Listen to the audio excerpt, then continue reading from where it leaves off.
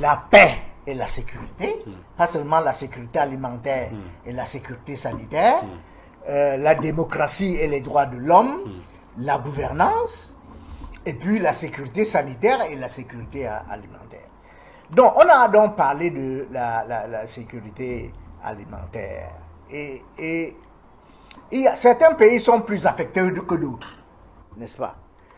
Il y a des pays dans lesquels il y a suffisamment de nourriture pour que tout le monde soit satisfait. Je pense que la plupart du temps, c'est un problème de distribution et un problème d'organisation. Il y a aussi des pays dans lesquels il y a effectivement une insuffisance alimentaire. Comme au Cameroun. Je ne suis pas sûr qu'il y ait insuffisance alimentaire au Cameroun. Parce que quand on dit souvent que dans telle partie du Cameroun, il n'y a pas à manger, mais moi je vais souvent dans ces parties du Cameroun, il y a toujours à manger.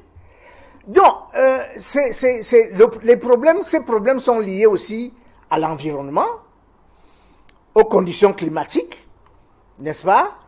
Ces problèmes sont liés également au fait qu'il faut moderniser l'agriculture, il faut la mécaniser et il faut industrialiser. Vous avez dit tout à l'heure, et vous avez bien fait de le remarquer, qu'on a également parlé de la question de la gouvernance, de la démocratie et des droits de l'homme. Oui. Est-ce que vous avez le sentiment que le Cameroun peut être à l'aise dans un débat comme celui-là? Il faut quand même rappeler qu'à côté des 2,5 milliards de dollars, Washington promet à l'Afrique sur 3 ans 55 milliards de dollars. Oui.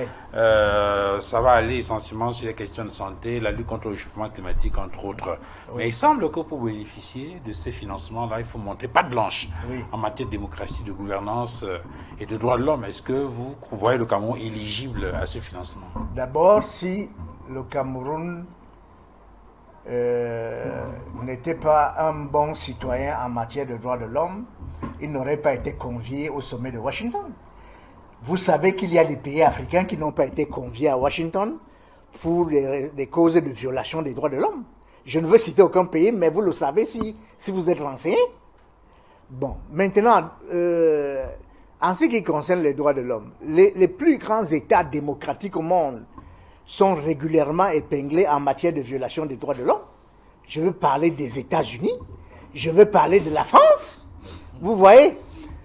Donc, s'il y a des problèmes dans notre pays, je suis sûr que, et je sais qu'il y a des efforts qui sont faits régulièrement pour améliorer la situation des droits de l'homme au Cameroun. Et si le Cameroun était très mal vu dans le domaine des droits de l'homme, on n'aurait pas été invité au sommet USA-Africa. Vous savez quand même que le 1er novembre 2019, le président américain avait exclu le Cameroun de l'AGOA. Oui, je le sais. Justement pour non-respect des mesures pour atteinte, n'est-ce pas, aux questions de droits de l'homme, de démocratie et de gouvernance. Mais vous savez que depuis 2019, beaucoup d'eau a coulé sous les ponts. Hein? Et depuis 2019, beaucoup de choses ont changé. Et maintenant, les États-Unis se sentent à l'aise en invitant le Cameroun au sommet à Washington. Alors, on verra effectivement.